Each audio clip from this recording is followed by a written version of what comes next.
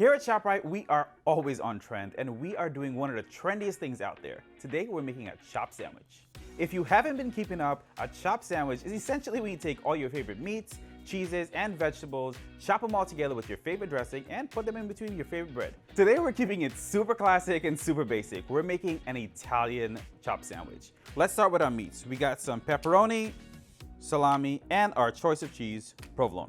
Knife skills are not necessarily important. All you have to do is be very careful not to chop your fingers.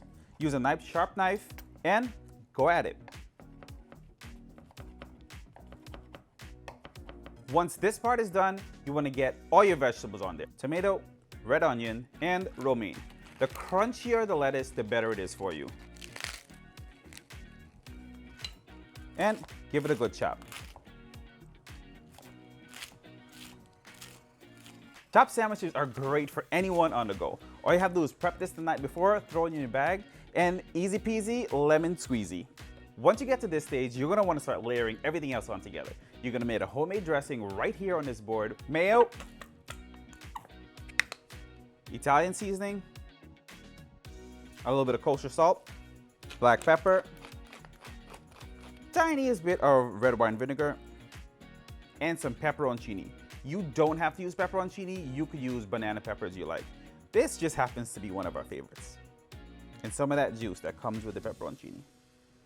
And again, it's called a chopped sandwich, so let's keep chopping.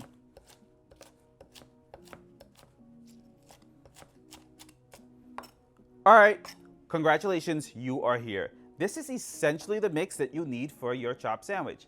Next, you're gonna choose your favorite bread. Ours is a Portuguese roll, but you can always use a Hero if you like. Kitchen tip, don't ever use the blade of your knife to get anything from point A to point B.